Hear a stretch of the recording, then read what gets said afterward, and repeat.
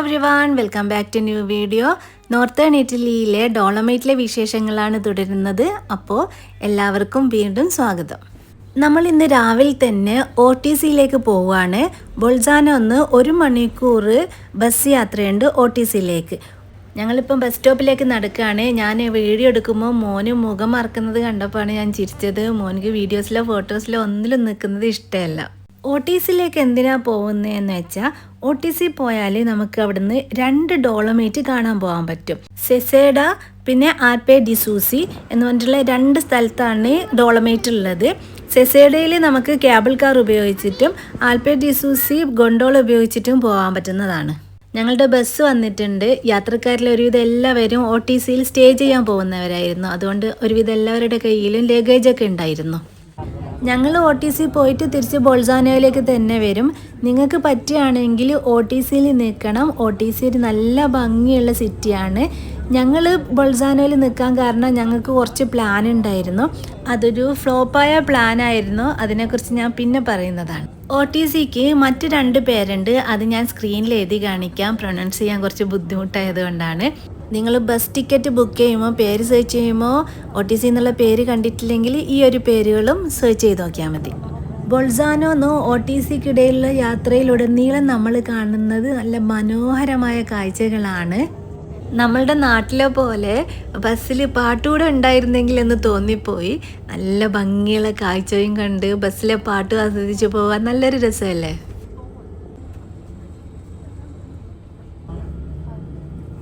ഞങ്ങൾ OTCയിലെത്തി ബസ് ഇറങ്ങിയ ഉടനെ തന്നെ ഞങ്ങൾ സമയം കളയാണ്ട് സെസേഡയിലേക്ക് പോകാനുള്ള കേബിൾ കാറിൻ്റെ അടുത്തേക്ക് നടക്കുകയാണ് ഉണ്ടായത്. കേബിൾ കാറിൻ്റെ അടുത്തേക്ക് നടക്കാൻ ഒരുപാട് സ്റ്റെപ്പുകൾ കയറണം. അന്ന് എസ്കലേറ്റർ ഒന്നും വർക്ക് ചെയ്യുന്നുണ്ടായിരുന്നില്ല. സ്റ്റെപ്പുകൾ കയറണം. അപ്പോൾ സ്റ്റെപ്പുകൾ കയറുന്ന സമയത്ത് എടുത്ത വീഡിയോസാണിത്. ദൂരെ ആൽപെ ഡി സൂസിയിലേക്ക് പോകുന്ന ഗൊണ്ടോള റൈഡിൻ്റെ വീഡിയോ ആണ് നിങ്ങളിപ്പോൾ കണ്ടത്. അപ്പോൾ ആൽപെ ഡി സൂസിയും സെസേഡയും ഓപ്പോസിറ്റ് സൈഡിലായിട്ടാണ് ഉള്ളത്.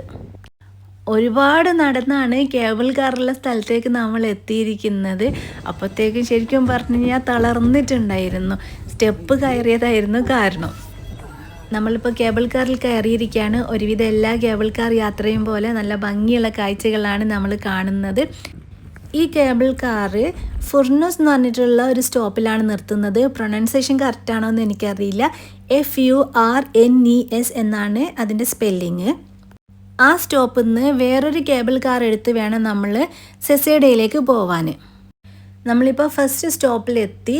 ഇവിടെ ഇറങ്ങിയിട്ട് എന്തെങ്കിലും കാഴ്ചകൾ കാണാനുണ്ടോ എന്നറിയില്ല. കാരണം ഞങ്ങൾക്ക് സമയമില്ലാത്തതുകൊണ്ട് സെസേഡയിലേക്ക് പോകേണ്ടത് കൊണ്ട് ഞങ്ങൾ അവിടെ നിന്ന് ഇറങ്ങി കാഴ്ചകളൊന്നും കാണാൻ നിന്നിട്ടില്ല. ഞങ്ങൾ സെസേഡയിലേക്കുള്ള കേബിൾ കാർ വെയിറ്റ് ചെയ്തിട്ട് അതിൽ കയറുകയാണ് ഉണ്ടായത്. നല്ല ഭംഗിയുള്ള കാഴ്ചകളല്ലേ നിങ്ങൾ കാണുന്നത്. മുകളിലെത്തും തോറും നല്ല തണുപ്പുണ്ടായിരുന്നു. സമ്മർ ടൈം ആയാലും സെസേഡയിൽ നല്ല തണുപ്പായിരിക്കും എന്ന് ഗൂഗിൾ സെർച്ച് ചെയ്തപ്പോൾ എനിക്ക് മനസ്സിലായിരുന്നു. ഇന്നത്തെ ടെമ്പറേച്ചർ 1 ഡിഗ്രി ഓർ 2 ഡിഗ്രി എന്തോ ആണ് കാണിച്ചത്. അതുകൊണ്ട് ഞങ്ങൾ ജാക്കറ്റ് കരുതിയിരുന്നു. എനിക്കന്ന് ജാക്കറ്റ് ഇടാൻ ഒട്ടും ഇഷ്ടമുണ്ടായിരുന്നില്ല. ഞാൻ മാക്സി ഡ്രസ്സായിരുന്നു ഇട്ടിരുന്നത്. അതുകൊണ്ട് ജാക്കറ്റ് അതിൻ്റെ മുകളിൽ ഇടാൻ ഒട്ടും ഇഷ്ടമുണ്ടായിരുന്നില്ല. എന്തായാലും തണുപ്പ് സഹിക്കാൻ പറ്റുമോ എന്ന് നമുക്ക് നോക്കാം. നമ്മൾ മുകളിലെത്തി. വാവ്, വാട്ട് എ ഫീലിംഗ്! എന്താന്ന് പറഞ്ഞറിയിക്കാൻ പറ്റില്ല. എന്തോ എവിടെയോ നമ്മൾ എത്തിപ്പെട്ടതുപോലെയായിരുന്നു ഈ കാഴ്ചകൾ.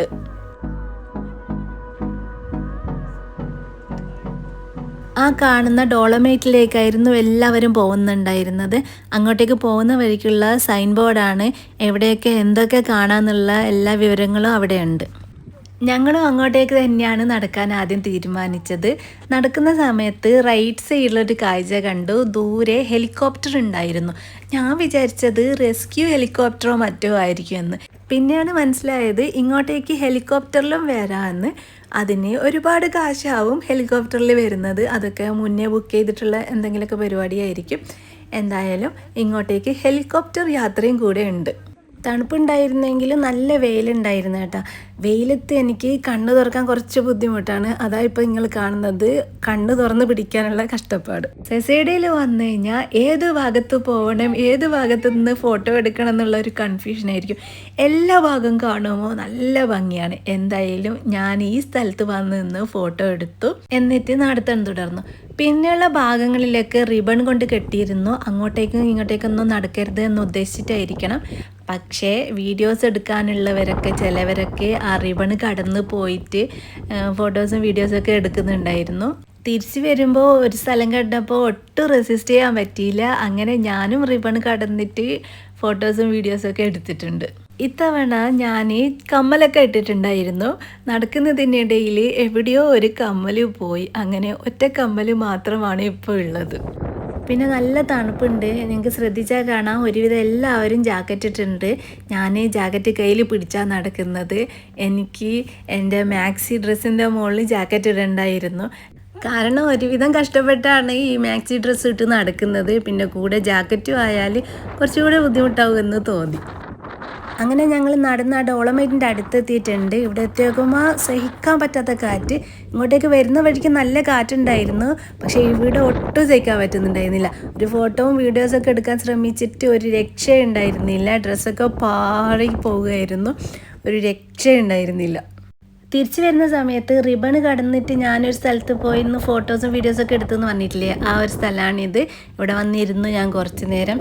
എന്നിട്ട് വീഡിയോസൊക്കെ എടുത്ത് കുറച്ച് വിശ്രമിച്ചിട്ടാണ് ഞാൻ വീണ്ടും നടത്തം തുടർന്നത്. ഞാനിവിടുന്ന് ഫോട്ടോസും വീഡിയോസൊക്കെ എടുക്കുന്ന കണ്ടിട്ട് എൻ്റെ പിന്നിലുണ്ടായിരുന്ന ഒരു സ്ത്രീയും വന്നു എൻ്റെ മോനോട് ഫോട്ടോസൊക്കെ എടുത്തു കൊടുക്കാൻ പറഞ്ഞു. ആളെൻ്റെ അടുത്ത് വന്നിട്ട് എന്നെ അത്ഭുതത്തോടെ നോക്കുന്നുണ്ടായിരുന്നു. കാരണം എൻ്റെ ഡ്രസ്സിങ് ആയിരിക്കണം. ഞാൻ മാത്രമായിരുന്നു അവിടെ ഒരു മാക്സി ഡ്രസ്സ് ഇട്ടിട്ടുണ്ടായിരുന്ന ഒരാൾ. ബാക്കി എല്ലാവരും ട്രക്കിങ്ങിനായിട്ടുള്ള ക്ലോത്തായിരുന്നു ഇട്ടിട്ടുണ്ടായിരുന്നത്.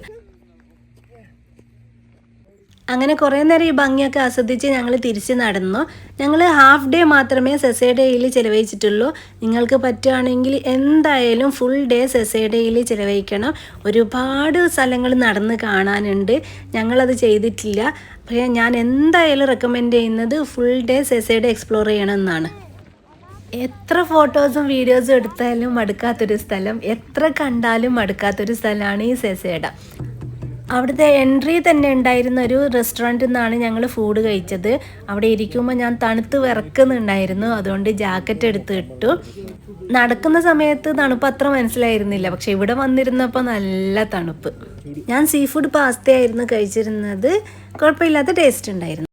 ഇനി ഞങ്ങൾക്ക് ആൽപെ ഡിസൂസി പോവണം. അതുകൊണ്ട് താഴത്തേക്ക് ഇറങ്ങുകയാണ്. നമുക്ക് പോകാനുള്ള കേബിൾ കാർ വരുന്നുണ്ട്. ആ കാഴ്ച കാണാൻ നല്ല രസമുണ്ടായിരുന്നു. ഞാൻ ഓർക്കുകയായിരുന്നു, നമ്മളെ നാട്ടിലൊക്കെ ഇങ്ങനെയൊക്കെ വന്നിരുന്നെങ്കിൽ നമ്മളുടെ ടൂറിസമൊക്കെ എത്ര വികസിച്ചേനെ എന്ന്. ഇങ്ങനെ മലമുകളിലേക്കൊക്കെ കേബിൾ കാർ ഉണ്ടായിരുന്നെങ്കിൽ. ഈ പറയുന്ന ഞാൻ തന്നെ പണ്ട് ചെറുപ്പത്തിലെ മലമ്പുഴയിൽ നിന്ന് റോപ്പ് വേയിൽ കയറാൻ പേടിച്ചിട്ട് കരഞ്ഞിട്ടുണ്ട്. അതൊക്കെ ഒരു കാലം. ഇപ്പോൾ കയറാത്ത ഗണ്ടോളകളും കേബിൾ കാറും ഇല്ല. ഇനി ഞങ്ങൾക്കൊരു ഹാഫ് ഡേ മാത്രമേ ഉള്ളൂ ആൽപെ ഡിസൂസി കാണാനായിട്ട്. അതിൻ്റെ ഒരു വിഷമമാണ് ഇപ്പോൾ ഉള്ളത്. ഞങ്ങളുടെ പ്ലാനിങ്ങിലുള്ള ഒരു ചെറിയൊരു പിശക്. 2 കേബിൾ കാറും എടുത്ത് താഴെ വന്നു കഴിഞ്ഞാൽ അവിടുന്ന് ആൽപെ ഡിസൂസിയിലേക്ക് പോകേണ്ട ഗൊണ്ടോള എവിടെ നിന്ന് എടുക്കേണ്ടതെന്ന് ഡയറക്ഷൻ ഉണ്ടാവും. ആ ഡയറക്ഷൻ നോക്കി പോയാൽ മതി. OTC സിറ്റിയിലേക്ക് പോകേണ്ട ആവശ്യമില്ല. നമ്മൾ ആൽപെ ഡിസൂസിയിലേക്ക് പോകേണ്ട ഗൊണ്ടോൾ എടുത്തു. ഇനി നമുക്ക് നല്ല മനോഹരമായ കാഴ്ചകളും കണ്ടുകൊണ്ട് പോവാം. ഞാൻ നിങ്ങളോട് വീണ്ടും പറയാണ്, നിങ്ങൾ പ്ലാൻ ചെയ്യുന്ന സമയത്ത് സെസേഡ ഒരു ദിവസം ആൽപെ ഡിസൂസി മറ്റൊരു ദിവസമായിട്ട് പ്ലാൻ ചെയ്യണം. എന്നാൽ മാത്രമേ ഇത് പൂർണ്ണമായും ആസ്വദിക്കാൻ പറ്റുള്ളൂ. അതുപോലെ OTCയിൽ താമസിക്കാൻ പറ്റുകയാണെങ്കിൽ അതും ബെസ്റ്റ്. ബോൾസാനോ എന്ന് മറ്റു സ്ഥലങ്ങളിലേക്ക് പോകാനുള്ള പ്ലാനുകളൊന്നും ഇല്ലെങ്കിൽ OTCയിൽ വന്ന് നിൽക്കുന്നതായിരിക്കും നല്ലത്. ഞങ്ങൾക്ക് കുറച്ച് പ്ലാൻ ഉണ്ടായിരുന്നു എന്ന് പറഞ്ഞില്ലേ, ഫ്ലോപ്പായി പോയ പ്ലാൻ. അത് കാരണമാണ് ഞങ്ങൾ ബോൾസാനോയിൽ നിൽക്കേണ്ടി വന്നത്. നമ്മളിപ്പോൾ മുകളിലെത്തിയിട്ടുണ്ട്. കേബിൾ കാർ ഇറങ്ങി നടന്നു വരുമ്പോൾ ഉള്ള കാഴ്ച ഇതാണ്. പറഞ്ഞറിയിക്കാൻ പറ്റില്ല, അത്രക്കും നല്ല ഭംഗിയുള്ള കാഴ്ചയാണ്. ദൂരെ കാണുന്ന ആ ഡോളമൈറ്റ് പ്രകൃതിയുടെ ഒരു അത്ഭുതം തന്നെയാണ്. ഈ ഡോളമൈറ്റിൻ്റെ ഫോട്ടോ ആണ് ഞാൻ കഴിഞ്ഞ വീഡിയോയിൽ നിങ്ങൾക്ക് കാണിച്ചു തന്നത്.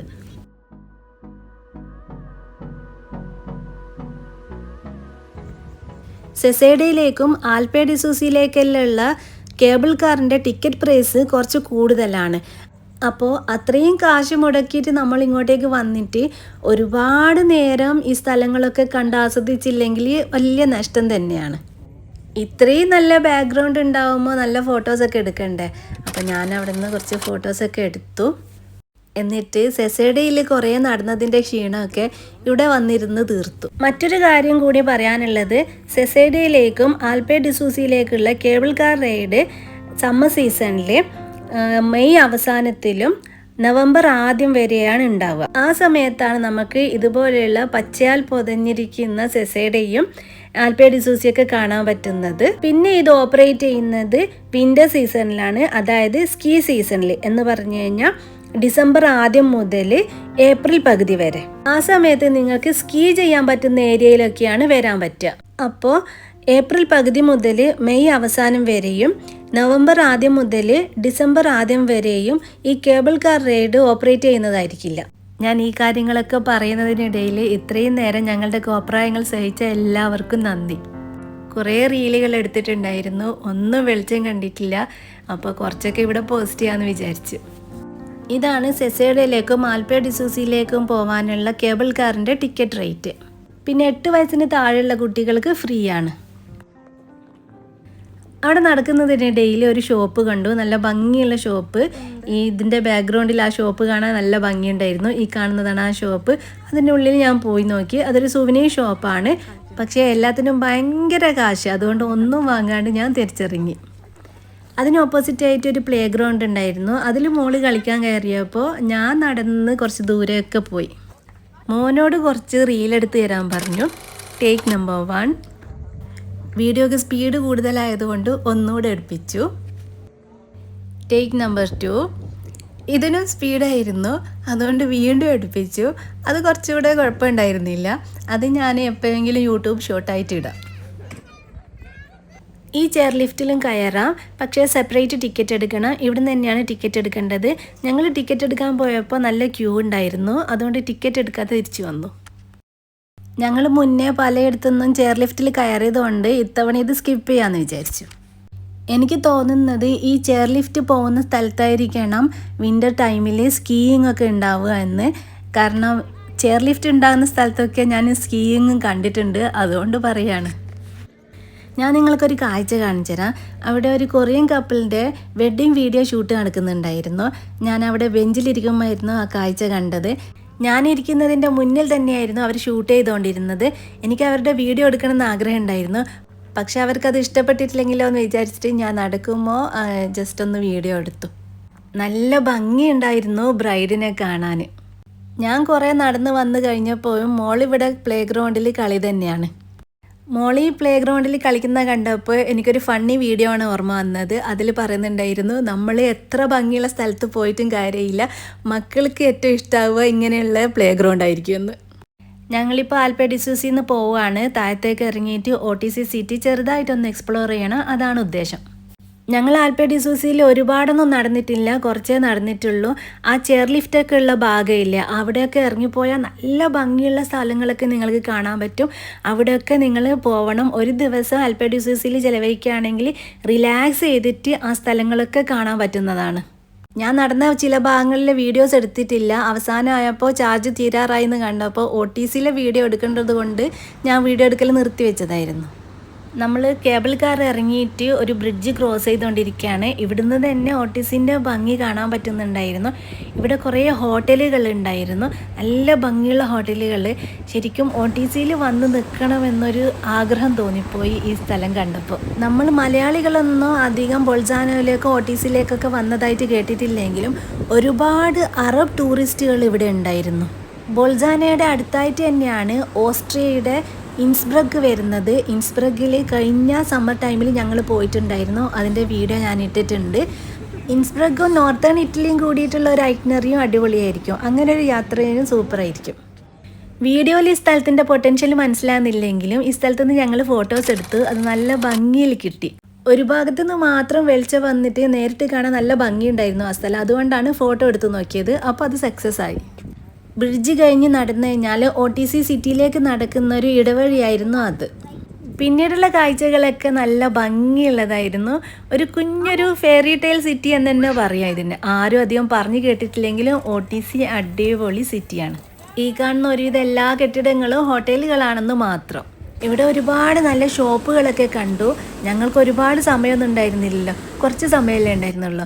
ആ സമയത്തിനുള്ളിൽ സോവിനീർ ഷോപ്പിൽ കയറിച്ച് കുറച്ച് സോവിനീഴ്സൊക്കെ വാങ്ങി. അത്രമാത്രം ഷോപ്പ് ചെയ്തുള്ളൂ ഞങ്ങൾ. കുറച്ച് നേരം നടന്നിട്ട് ഞങ്ങൾ തിരിച്ചു പോകാനുള്ള ബസ് നമ്പറൊക്കെ കണ്ടെത്തിയിട്ട് ഞങ്ങൾ ബസ് സ്റ്റോപ്പിൽ പോയി നിന്നു. അപ്പോൾ ബസ് വന്നപ്പോൾ ഞങ്ങൾ ഉള്ളിൽ കയറിയിരുന്ന് ഉള്ളിൽ ബസ് നിർത്തുന്ന സ്റ്റോപ്പിൻ്റെ ഡിസ്പ്ലേ ഉണ്ടാവുമല്ലോ, അതിൽ നോക്കുമ്പോൾ ഞങ്ങൾ പോകുന്ന ഡയറക്ഷൻ എല്ലാം എനിക്ക് മനസ്സിലായി. അപ്പം ഞാൻ ഇഷാനോട് പറഞ്ഞു, ഇത് നമ്മൾ പോകുന്ന ഡയറക്ഷനിലേക്കല്ല ഇഷാ പോകുന്നത്. അപ്പോൾ ഞങ്ങൾ അപ്പം ഡ്രൈവറോട് ചോദിച്ചു, ഇത് ബോൾസാനയിലേക്കാണോ എന്ന് ചോദിച്ചപ്പോൾ അല്ല എന്ന് പറഞ്ഞു. അപ്പോൾ ഞങ്ങൾ ഇറങ്ങി. അപ്പോൾ നിങ്ങളൊരു കാര്യം ശ്രദ്ധിക്കേണ്ടത്, സെയിം ബസ് നമ്പർ ഉണ്ടാവും, അത് 2 ഡയറക്ഷനിലേക്ക് പോകുന്ന ബസ്സായിരിക്കും. നിങ്ങൾ അതിൽ ചിലപ്പോൾ A B എന്നൊക്കെ എഴുതിയിട്ടുണ്ടാവും, അത് നല്ലപോലെ ശ്രദ്ധിക്കണം, എന്നിട്ട് വേണം ബസ്സിൽ കയറാൻ. കുറച്ച് കഴിഞ്ഞപ്പോൾ ഞങ്ങളുടെ ബസ് വന്നപ്പോൾ അതിൽ കയറി ഞങ്ങൾ ബോൾസാനയിലേക്ക് തിരിച്ചു. അപ്പോൾ ഇത്രയുമാണ് ഇന്നത്തെ കാഴ്ചകൾ. ഡോളമൈറ്റിലെ വിശേഷങ്ങൾ കുറച്ചുകൂടെ പറയാനുണ്ടെങ്കിലും ഡോളമൈറ്റിലെ കാഴ്ചകൾ ഇവിടെ അവസാനിക്കുകയാണ്. വിശേഷങ്ങളുമായി വീണ്ടും വരാം. അതുവരേക്കും എല്ലാവർക്കും ബായ്.